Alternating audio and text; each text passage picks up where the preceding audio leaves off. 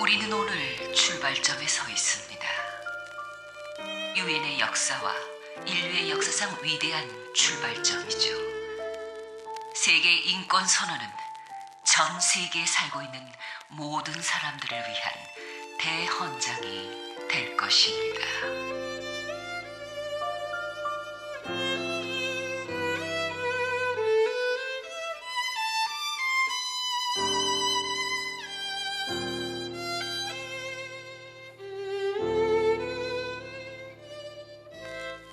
유엔 경제사회 이사회는 1946년 2월 16일 인권위원회를 창설했습니다. 우리의 선언은 인간에게 행해지는 잔혹한 행위와 억압에 대해 가장 강력하게 저항하는 선언이며 또한 가장 필요한 선언이기도 합니다.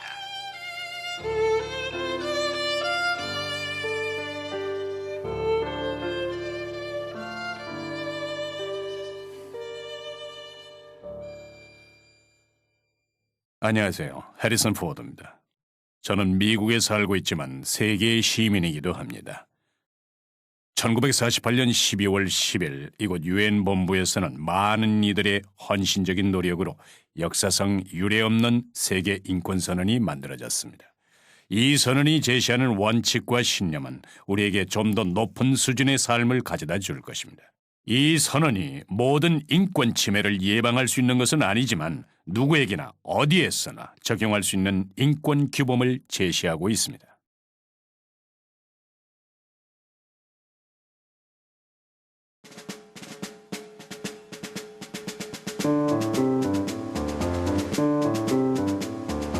(1930년대) 독일의 나치에게 체제를 가동하는 기본 동력은 순수한 인종이었다. 나치는 흰 피부, 푸른 눈의 독일 민족이 독일을 지배하기를 바랬다.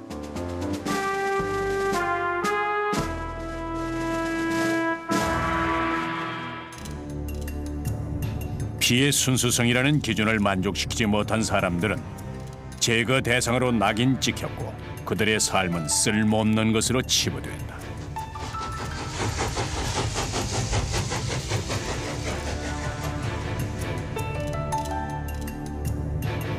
그 시절 지배적이었던 우생학은 인간공학 이론의 극단적인 해석의 결과물이었다.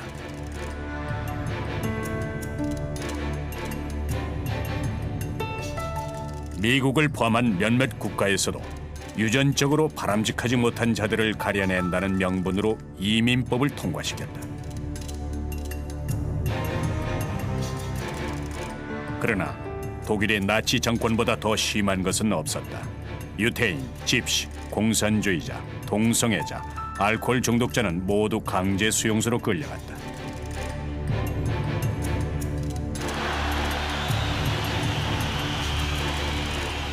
초기에는 외부 세력이 독일 내에서 벌어지는 히틀러의 악행을 중단시키기 위해 할 수 있는 것이 아무것도 없었다. 그들은 나중에 국제사회가 협력하면 국경을 넘어서 인권을 지킬 수 있다는 것을 깨닫게 됐다. 제가 당시 본 것 중에 가장 생생하게 기억나는 사건이자 저를 유엔으로 이끈 것은 독일의 친위대가 어떤 연로한 유태인을 술에 태우고는 프랑크푸르트 거리에서 채찍질을 하며 비웃었던 일입니다. 유엔의 초창기 인권 옹호가인 레바논 출신 학자 찰스 말릭의 아들은 아버지가 독일에서 철학을 공부하는 학생일 때 나치의 희생양이 됐던 것을 기억한다. 중동 출신인 아버지는 당시 사회에서 인정되던 우세한 형질과는 전혀 다른 모습을 하고 있었습니다. 아버지가 학생이던 시절 프라이부르크에서 길을 걷고 있었는데 군인이 다가와서는 한마디 말도 없이 다리를 아주 세게 걷어찼다고 합니다. 독일 제3제국에 대한 공포심은 점차 고조됐지만 세계는 속수무책으로 방관할 수밖에 없었다. 독일은 국제연맹에서 탈퇴했고 그 누구도 독일에 관여할 수 없게 됐다. 나치의 행동은 인간의 존엄성을 짓밟는 반인도적인 행위를 규제할 수 있는 강력한 법적 체계를 마련해야 할 필요성을 절감하도록 만들었다. 프랑스 법률가인 르네 카상은 나치의 테러와 같은 일은 두 번 다시 일어나서는 안 된다고 생각했다. 와인 상인 일을 했던 유태인인 그의 아버지는 1차 세계대전에서 큰 부상을 입었다. 그는 참전 용사, 전쟁으로 남편을 잃은 부인 고아의 인권을 위해 캠페인을 벌였다. 1933년 국제연맹 체제를 시도했고 또 성공을 위해 노력했지만 결국 실패로 돌아갔습니다. 그로 인해 히틀러는 어떠한 통제도 받지 않게 됐죠.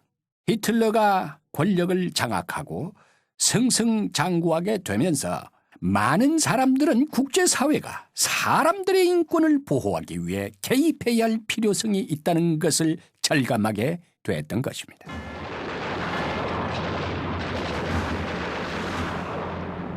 (1939년) 사라예보에서 제2차 세계대전이 발발하자 많은 사람들은 새로운 국제기구가 국가 간의 평화만을 유지하는 것이 아니라 개인의 생명과 자유 역시 보호해야 한다는 것을 깨달았다. 유럽에서 2차 세계대전이 발발하자 프랭클린 루즈벨트 대통령은 1941년 성명을 통해 세계의 미래에 대한 비전을 제시했다. 이것이 바로 유명한 4가지 자유다. 첫째는 언론과 표현의 자유입니다.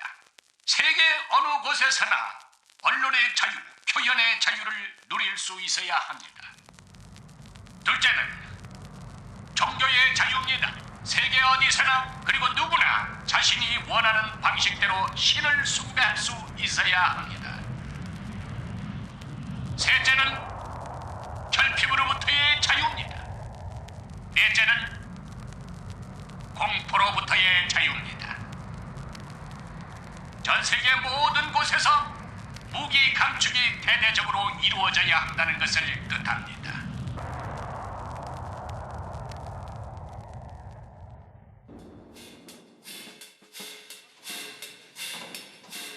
그러나 루즈벨트 대통령의 염원은 현실과는 동떨어진 희망이었다. 지금까지 해왔던 대로 미국은 전쟁에 대비하였고 무기의 수요를 맞추는 일은 빠듯했다. 자금량이 너무 많았기 때문에 여자와 흑인에 대해 모든 산업에서의 고용차별 폐지법이 통과됐다.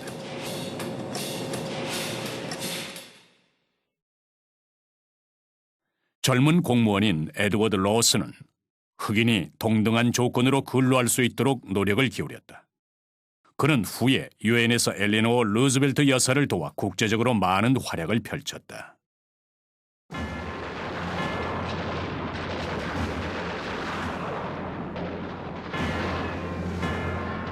(1945년 4월) 2차 세계대전은 마침내 중국으로 치닫고 있었다. 유럽에서 독일군은 무참히 패배했고 히틀러는 자살을 선택했다. 인류 역사상 가장 굴욕적이었던 악몽이 끝나가고 있었다.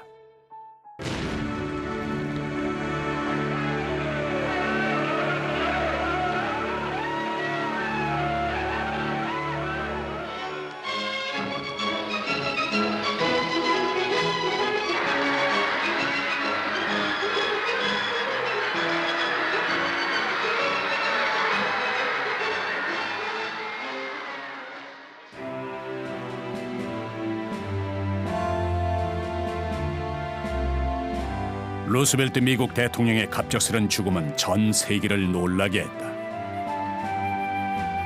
각국의 대표들은 루스벨트 대통령의 꿈을 대신 실현하고자 샌프란시스코로 모여들었다.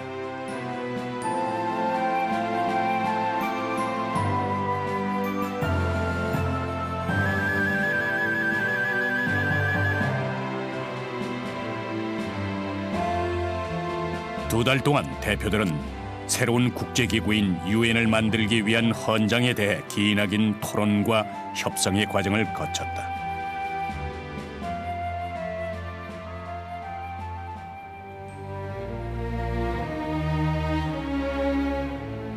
이들은 히틀러가 강제 수용소에 수감된 사람들에게 자행한 홀로코스트의 참상을 세계에 알렸다.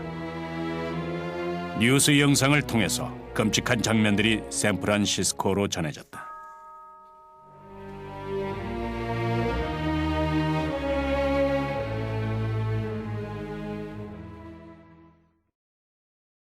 수용소에서 겨우 살아남은 젊은 프랑스인인 스테판 헤셀은 프랑스 파리에서 외교관으로 일하고 있다. 나치 수용소는 진정으로 인간의 존엄성을 부정하는 곳이었습니다. 그들은 우리를 물건 다루듯 했습니다. 동물처럼 대한 것도 아니고 물건처럼요. 그런 대우는 정말 견디기 힘들었습니다. 우리는 이런 일이 다시는 일어나서는 안 된다고 얘기했죠. 수용소에서의 경험으로 인해 저는 인간의 존엄성을 되찾고 보호하기 위해서 최선을 다해야겠다는 결심을 하게 됐습니다. 어느 곳에서나 인간의 존엄성은 지켜져야 한다는 바람은 간결하면서도 많은 의미를 담은 한 단어로 표현됐다. 인권. 그러나 1945년 샌프란시스코 회의에서 유엔 헌장이 성안되고 있을 당시에는 국가 간의 더욱 긴급한 사안 때문에 인권은 뒷전에 놓이게 되는 위험이 있었다.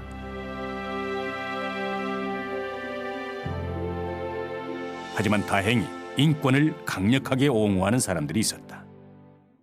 많은 종교단체와 시민단체에서는 유엔에 관심이 있었고 특별히 인권에 대해서는 다른 어떤 문제들보다 더욱 많은 관심을 갖고 고민을 했습니다. 유엔 헌장이 승인되었음을 여러분들 앞에 선언하는 바입니다.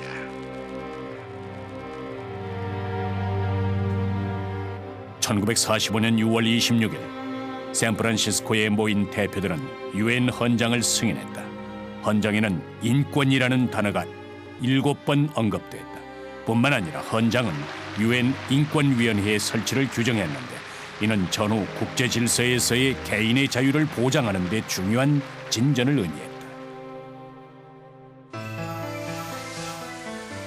그러나 실생활에서는 혹독한 정치적인 현실로 인해 국가의 권리와 개인의 권리가 대립했다. 유엔에서는 이미 초기에 예상하고 다루었던 문제다. 1946년 이후 전 세계 곳곳에서는 문제를 겪었다.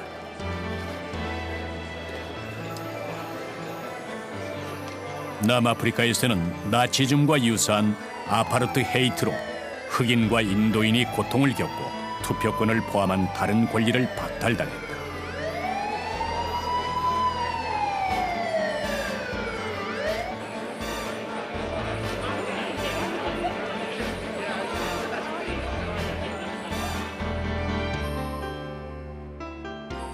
당시 영국 치하에 있던 인도에서는 수백만 명이 의회의 독립 요구를 지지했다.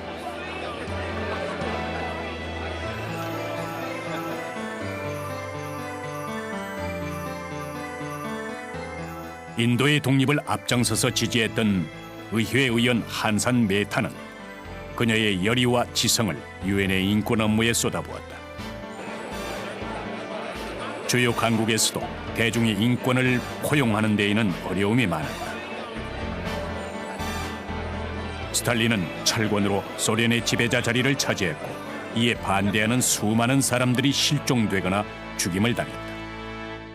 공산당이 모든 것을 결정했는데 언론에서 사용될 표현을 비롯해서 어떤 종류의 기관을 허락할 것인지 또 어떤 노조를 허락할 것인지를 결정했습니다.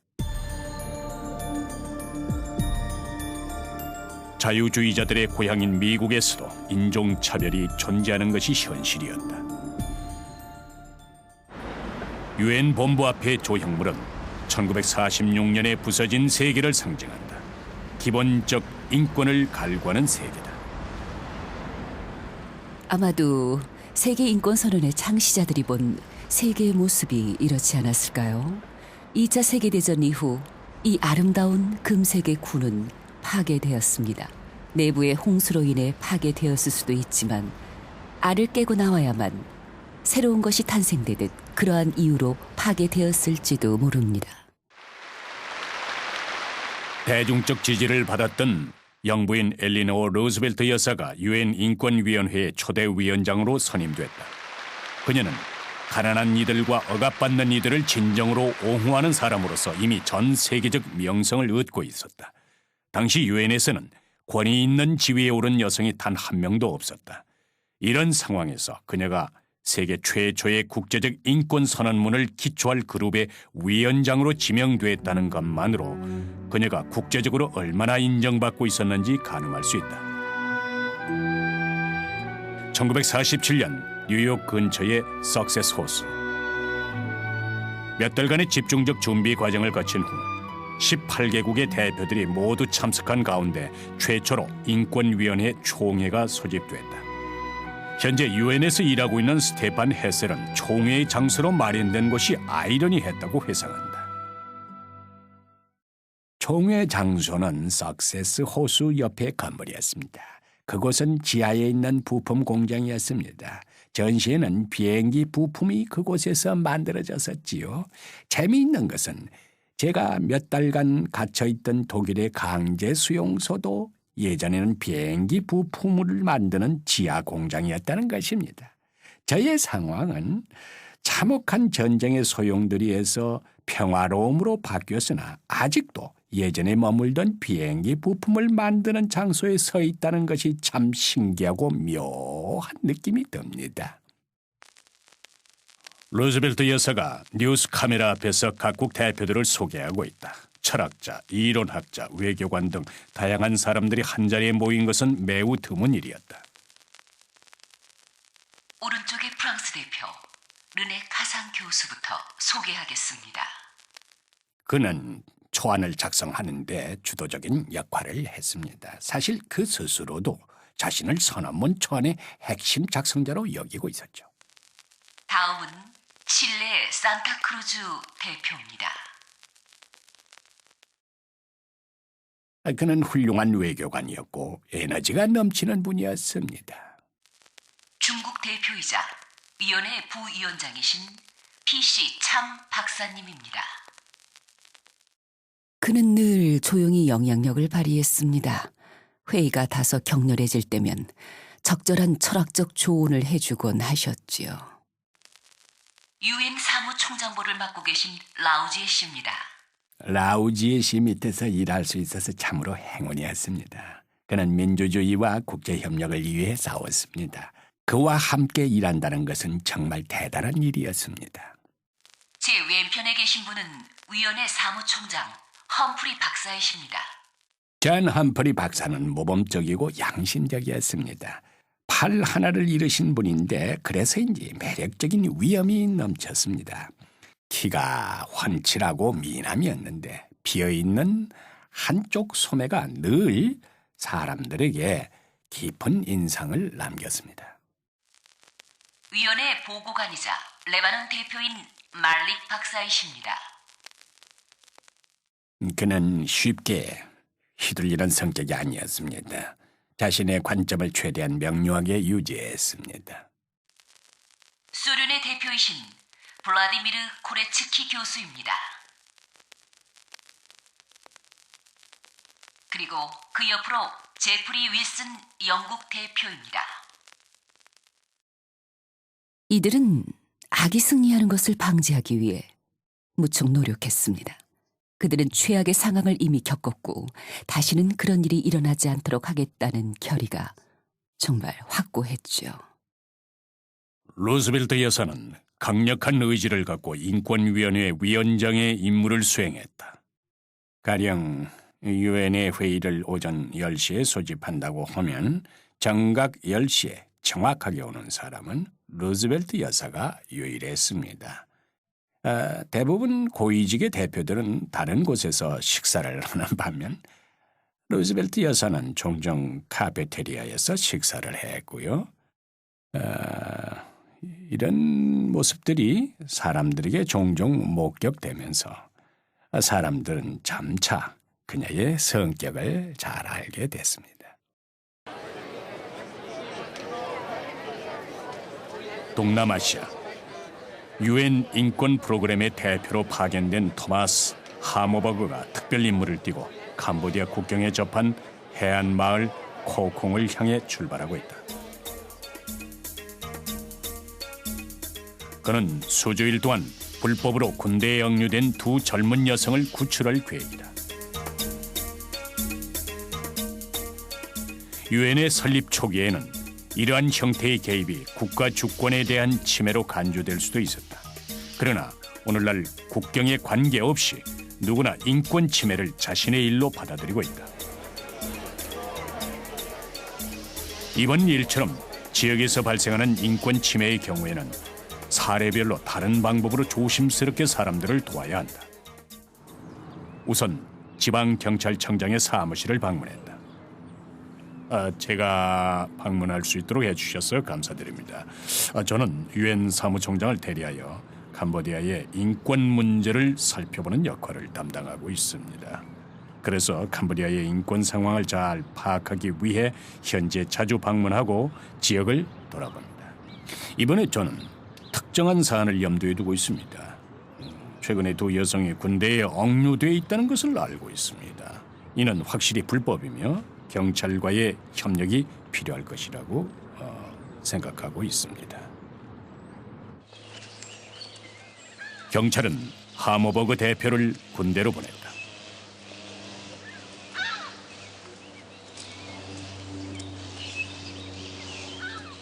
억류되어 있던 여성 중 한 명이 모습을 보였다.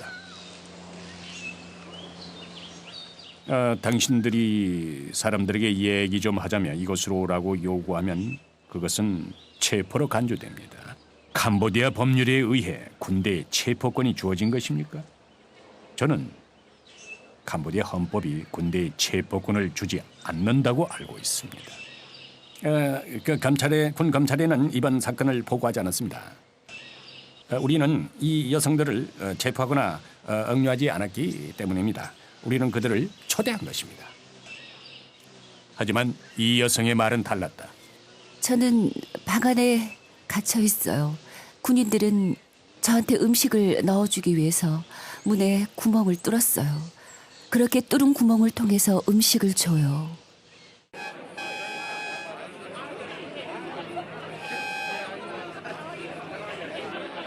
두 여성은 군인들에게 성폭행을 당했다고 증언했다.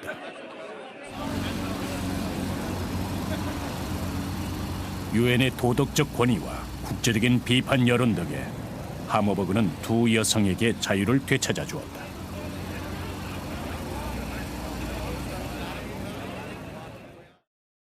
억압받는 사람들에게는 자신의 입장을 대변해줄 외부인이 필요한데 이것이 바로 국제인권규범의 기본입니다.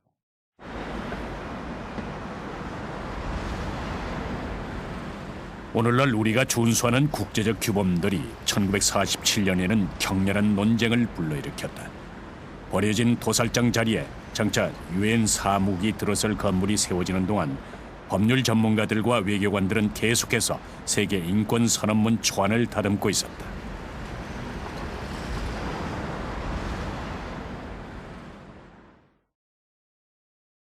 캐나다 출신의 존 험프리 법학 교수는 모든 인권 관련 문서들을 수집하는 일을 맡고 있었다. 그의 직원들은 시대의 위대한 사상가의 조언을 구했다. 그중에는 비폭력 저항 운동의 아버지 마하트마 간디, 영국의 문호 H.G. 웰스, 그리고 이탈리아의 철학자 베네디트 크로체가 있었다. 험프리 교수는 방대한 분량의 자료를 체계적으로 분류하는 일을 아주 훌륭히 해냈습니다. 그리고 또 르네 카상이 있는데요. 그는 험프리 교수가 모은 그 방대한 자료들을 주제, 원칙, 체계를 갖춘 일관적이고 조직적인 문서로 한 단계 발전시켰다고 할 수 있지요. 이러한 측면에서 본다면 이 두 분이 선언문의 작성자였다고 말할 수 있겠죠. 그러나 그들은 다른 많은 사람들과 선언문을 함께 작성했습니다. 전 세계 모든 사람들이 선언문의 근간이 되는 자료를 제공했기 때문이죠. 에드워드 로스는 선언문의 초안 과정에서 아주 많은 자료를 제공했다. 그는 또한 고용평등 규회와 미국의 전쟁 노력 부분에 있어서도 많은 공헌을 했다. 그는 영국 외무성 출신의 젊은 여성 외교관 몰리 브루스와 함께 일했다. 제 생각엔 아마도 뉴욕 고용평등위원회에서 그를 지명한 것 같습니다. 당연히 그는 차별 사안에 대해 관심이 많았죠. 우리는 그런 사항들이 선언문에 들어갈 수 있도록 정말 많은 일들을 했습니다. 그는 선언문의 초안 작성 초기에 많은 부분을 담당했습니다.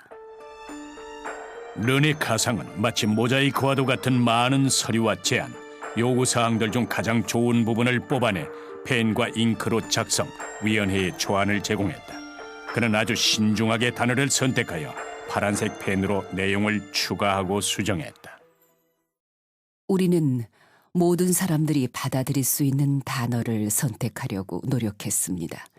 단어를 선택하는 것은 아주 어렵고 재미있는 일입니다. 어떤 특정한 사안에 대해서는 동서양 간의 싸움이 일어날 것을 미리 알고 있었기 때문이죠. 세계 인권 선언 전문 초안은 단어 하나하나가 여러 번 철저하게 검토됐다. 미국 독립선언문의 영향을 받은 제1조는 모든 사람은 평등하게 창조되었다고 규정했다. 이에 인도의 한산 메타 여사는 선언의 MEN, man이라는 표현이 문자 그대로 남자라고 해석될 여지가 있다는 이유로, 소련 대표는 창조되었다는 동사가 종교적으로 해석될 여지가 있다는 이유로 이의를 제기했다. 결국 제1조는 human being, 즉 모든 사람은 태어날 때부터 자유롭고 평등하다로 수정됐다. 모든 사람이 각자의 목소리를 냈고 가상은 그 중에서도 중요하게 여겨지는 것들을 조항에 넣었습니다. 많은 권한을 갖고 있던 루즈벨트 여사는 일정한 구도를 유지했습니다. 함프리는 이 모든 것에 대한 합의를 이루기 위해 노력했습니다. 끝없는 논쟁 속에서 시민적 정치적 권리는 쉽게 통일을 얻었지만 경제적, 사회적, 문화적 권리는 심각한 갈등을 야기했다. 사실상 아주 광범위한 합의가 이루어졌죠. 경제적, 사회적, 문화적 권리를 규정하는 과정에서의 합의 말입니다. 결국 루스벨트 여사는 루스벨트 대통령의 결핍으로부터의 자유를 포함한 4가지 자유를 활용하였습니다. 선언문에 어떤 권리를 포함할 것인가에 대해서 논쟁이 있었던 것은 아닙니다. 소련 측의 의견은 선언문에서 경제적, 사회적, 문화적 권리는 시민적, 정치적 권리보다 열등하게 다뤄지고 있다는 것이었고, 반면 영국을 비롯한 다른 나라들의 의견은 전자와 후자는 다른 권리이기 때문에 이 두 권리는 분리해서 다뤄야 한다는 정도의 충돌이었죠. 어느 봄날 파리에서는 시민적 자유와 사회적 경제적 권리 간의 분열이 분명히 드러났다. 실업자들이 생활고 해소를 요구하며 거리로 나섰기 때문이다. 그들은 실업자에 대한 교통비 할인을 요구하는 시위를 벌였다. 또한 그들은 교통비 할인이 경제적으로 어려운 실업자에게 보장되어야 하는 경제적, 사회적 권리라고 생각한다.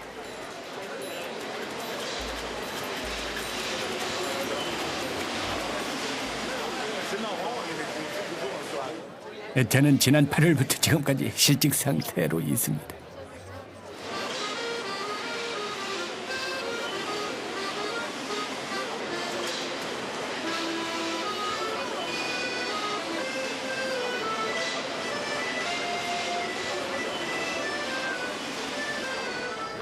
그들은 돈밖에 모릅니다. 그래서 우리는 기차를 막아버릴 거예요, 그냥.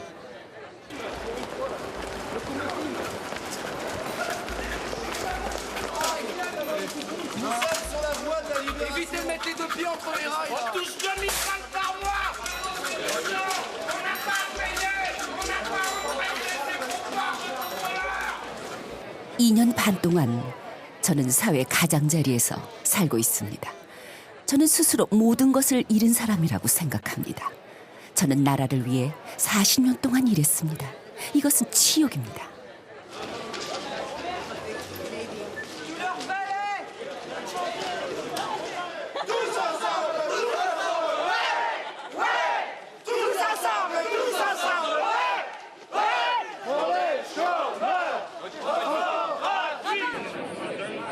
시위대는 교통비 할인에 대한 협상을 약속받고 생라자르 역에서 해산됐다. 세계 인권선언이 작성되던 1940년대 후반처럼 시민적 정치적 권리와 경제적 사회적 권리 간의 차이는 여전히 복잡하고 심오한 문제로 남아있다. 우리가 생각의 자유, 종교의 자유 등 시민적 권리를 행사할 때에는 국가가 비용을 지불할 필요가 없습니다. 그러나 노동권, 건강권, 교육권 등은 많은 비용이 필요합니다. 바로 이것이 시민적 권리와 경제적 사회적 권리의 차이점인데요. 경제적 사회적 권리를 보장하려면 국가는 많은 비용을 지불해야 하는 것입니다. 1948년 12월 세계 인권 선언문을 두고 파리에서 계속된 공방은 동서양 간 냉전의 전조였다. 선언문의 주요 조항을 놓고 이념적인 논쟁을 벌였다. 두 종류의 권리가 있었습니다. 시민적 정치적 권리에 대한 합의는 쉽게 도출됐습니다. 소련 측에서 약간 반대가 있었으나 서양, 특히 미국에서는 전적으로 동의했습니다. 그러나 사회적, 경제적 권리에 대해서는 쉽게 합의가 이루어지지 않았습니다. 르네 카상은 두 권리가 분리돼서는 안 되며 사회적, 경제적 권리 또한 세계 인권 선언문에 포함해야 한다고 주장했던 것입니다. 전쟁으로 삶의 터전을 잃은 아프리카 여성들에게 결핍으로부터의 자유는 음식 한 그릇으로 시작됐다. 그러나 1948년까지는 이러한 기본적인 필요가 인권으로 간주되지 않았다. 세계 인권선언 제22조는 개인의 본질적인 자유로서 사회보장을 규정한다. 많은 반대에도 불구하고 르네 카상은 이 내용을 세계 인권선언의 최종안에 포함시켰다. 카상은 유명한 제22조 사회의 보장을 세계 인권선언에 넣은 것에 대해 늘 흡족해 했습니다. 왜냐하면 제대로 걸을 수 없을 정도로 건강하지 않다면, 먹을 것이 없다면, 극심한 고통 속에서 산다면 투표권과 같은 것은 아무 소용이 없기 때문이지요.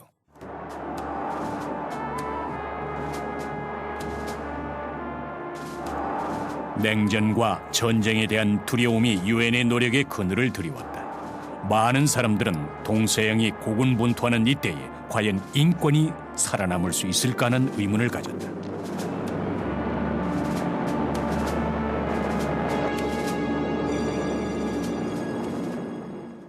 당시 동서양의 골은 점점 깊어져 갔습니다.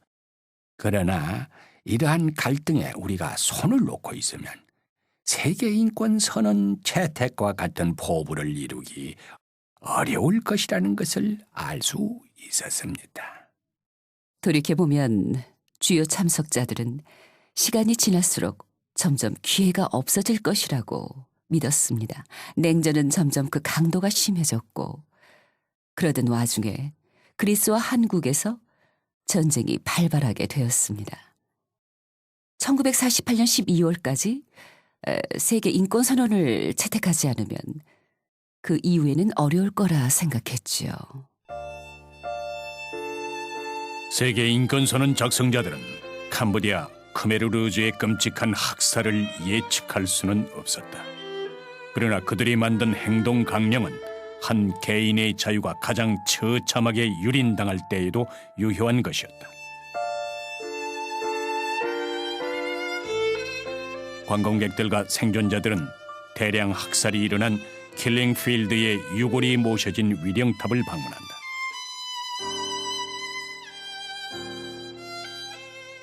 존 래프 씨는 미국의 새로운 보금자리에서 최근 이곳으로 돌아왔다. 저는 캄보디아에서 태어났어요. 공산당이 정권을 잡은 후 그들은 저를 농장에서 강제로 일을 시켰습니다. 저도 이 대학살의 희생자입니다. 저는 당시 6살이었고 아주 나쁜 기억을 갖고 있어요.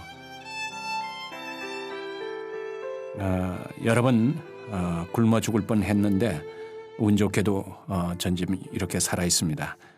단지 운이 좋아서 살아남았다고 저는 생각하고 있습니다.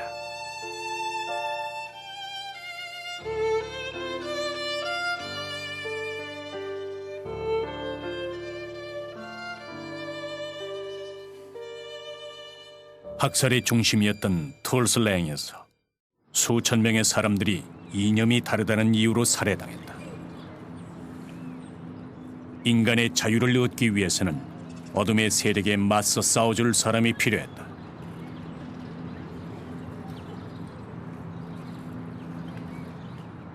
메리 로빈슨 유엔 인권 최고 대표는 캄보디아를 방문해 끔찍했던 과거를 보았다.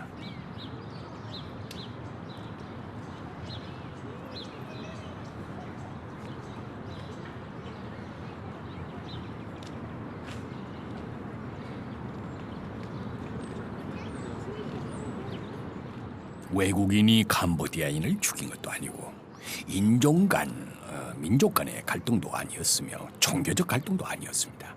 캄보디아인들끼리 서로 대량 학살을 했지요. And yes, on the photo you can see the red spot there is the top of the head of the victims.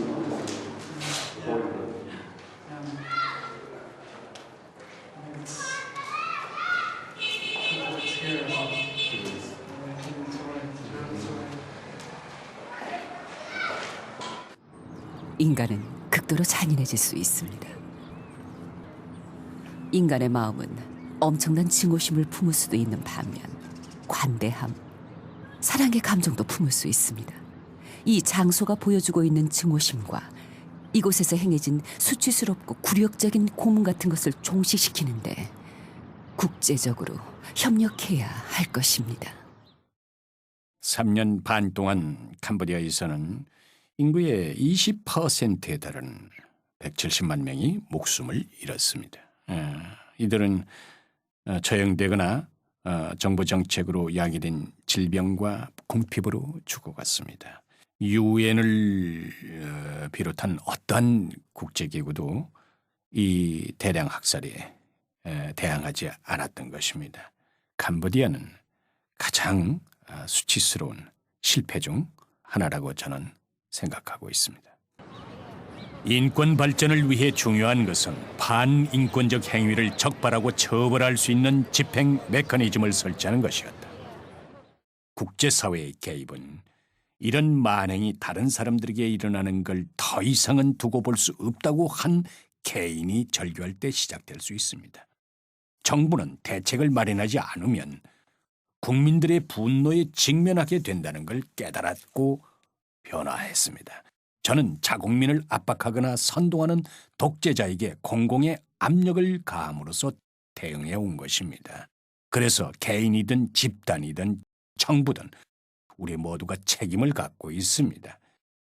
결국에는 정부가 바로 국민인 것입니다.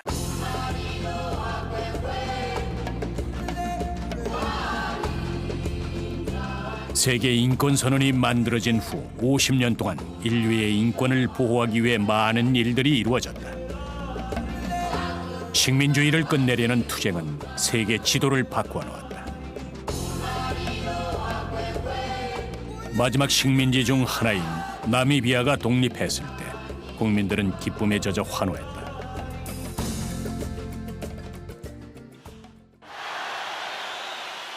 인내와 저항에 횃불인 남아프리카 공화국의 넬슨 만델라가 수십 년간의 독방 감금에서 마침내 풀려났다. 그의 석방은 아파르트헤이트의 종식을 알리는 것이었다.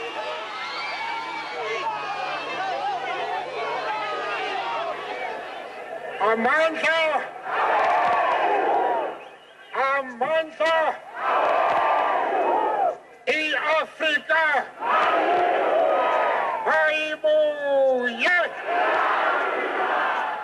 우리는 인권 분야에서 눈부신 성과를 이룩했습니다. 완벽하다고 할 수는 없지만 우리가 이룩한 성과에 자부심을 가질 수 있습니다. 탈식민지화를 향한 고군분투는 결국 인권을 실현하기 위한 투쟁이었습니다. 특정 권리를 위한 투쟁, 여성 운동 등도 다 인권을 위한 것이었습니다. 유니세프가 담당했던 아동의 권리 역시 인권을 위한 것이었습니다. 제2차 세계대전 중 전 세계에 어떤 일이 있었는지 되돌아보며 만약 그 시절에 인권협약이 있었더라면 이 세계는 어떻게 달라졌을까 하는 질문을 던지게 됩니다. 많은 사람들이 제 목소리를 낼 수 있도록 도와주었을까? 다른 사람의 행동을 판단할 수 있는 기준을 제시했을까? 그런 질문들 말이죠.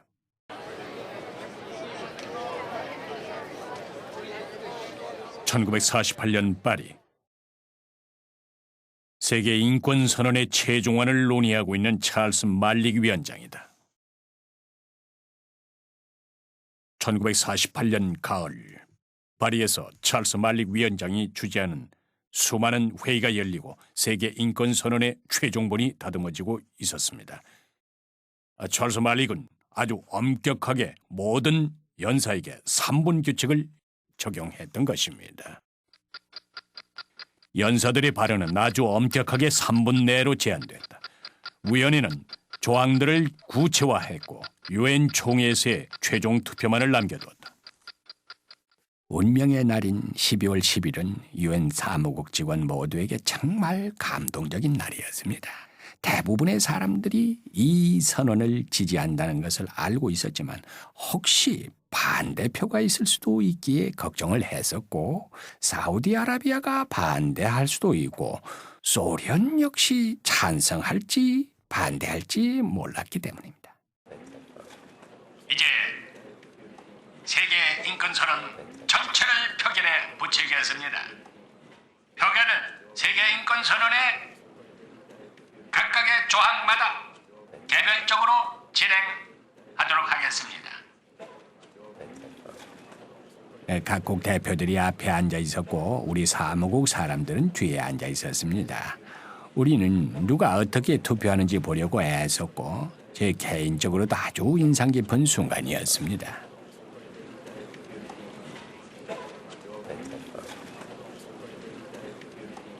찬성 48표, 반대표는 없으며 기권 8표입니다. 직접적인 반대 없이 만장일치로 총회는 이 중요한 선언을 채택하게 됐음을 알립니다. 이런 결과가 나오기까지 열심히 일하신 분들께 축하의 말씀을 드립니다. 특히 그동안 고생 많으셨던 미국 대표 루즈벨트 여사께 진심으로 축하의 말씀을 전하는 바입니다.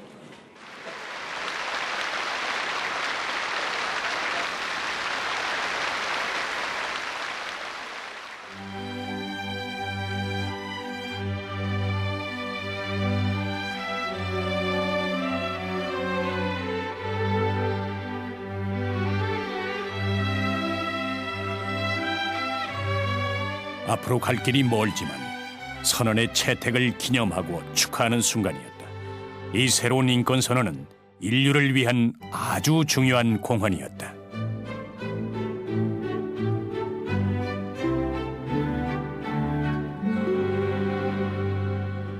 이것은 커다란 성공이었고 그 성공은 오늘날까지 이어지고 있습니다.